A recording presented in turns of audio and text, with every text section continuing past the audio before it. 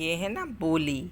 यह भाषा का क्षेत्रीय रूप है। किसी क्षेत्र विशेष में बोले जाने वाली भाषा को बोली कहते हैं। भोजपुरी, ब्रजभाषा, मारवाड़ी, राजस्थानी जैसे हरियाणवी, इस तरह की भाषाएं बोली कहलाती हैं, जो लोकल स्तर पर बोली क्षेत्र विशेष की बोली होती है।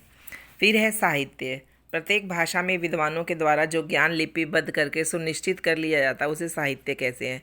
दूसरे शब्दों में किसी भाषा के ज्ञान के संचित कोश को साहित्य कहते हैं, यानी लिटरेचर में जैसे आप देखो बहुत सारा, हर लैंग्वेज का अपना लिटरेचर होता है और उसमें बहुत पुरानी सारी जितनी भी बुक्स वगैरह होती हैं वो आती हैं।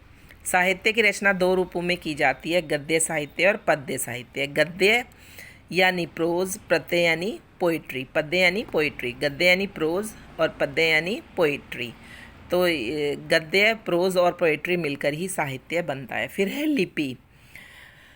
प्रत्येक भाषा के लिखने का ढंग अलग अलग होता है। प्रत्येक भाषा के कुछ निश्चित ध्वनि होती हैं। इन्हीं ध्वनि चिन्हों को उस भाषा की लिपि कहते हैं। अतः हम लिपि को निम्नलिखित रूप में परिभाषित कर सकते हैं। जैसे आप लिखते हैं ना क, हम बोलते हैं तो वो ध्वनि होती है।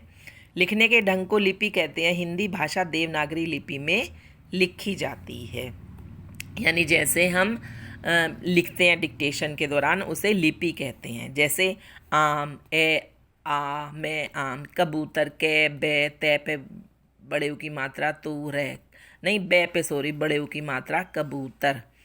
तो इसे लिपि कहते हैं। अब प्रमुख भाषाएं एवं उनकी लिपि, ये आप पढ़ लेना तो आपको समझ में आ जाएगा। अब है व्याकरण। भाषा के नियमों का ज्ञान हमें व्याकरण के माध्यम से होता है। व्याकरण के द्वारा हम भाषा को शुद्ध रूप में बोलना, लिखना व पढ़ना सीखते हैं। अतः हमें व्याकरण की परिभाषा निम्न रूप में दे सकते हैं। व्याकरण वह शास्त्र है जो किसी भाषा को शुद्ध रूप से पढ़ना, लिखना और बोलना सिखाता है। व्याकरण के विभाग। व्याकरण के द्वारा ही हमें पता चलता है जैसे हमने कैसे यूज़ करना है। यदि जैसे हम कहते हैं राम जाता है तो हम सीता को कहते हैं राम सीता जाती है, क्योंकि लिंग के अनुसार ही क्रिया का प्रयोग होता है। व्याकरण के विभाग। व्याकरण के 3 विभाग होते हैं। वर्ण विचार, इसमें हम वर्ण, वर्णमाला, वर्ण के भेद और उनके उच्चारण आदि का अध्ययन करते हैं। जैसे चैप्टर आएगा वर्ण विचार, जिसमें हम पढ़ते हैं क्या बोलते हैं कि स्वर हैं, व्यंजन हैं, फिर उनके विभाग हैं अलग अलग, हर स्वर, दीर्घ स्वर।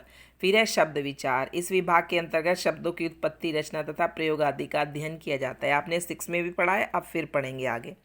वाक्य विचार। इस विभाग के अंतर्गत वाक्यों की रचना, भेद, वाक्य विश्लेषण तथा विराम चिन्हों आदि का अध्ययन किया जाता है। तो व्याकरण के 3 विभाग है, वर्ण, शब्द और वाक्य विचार।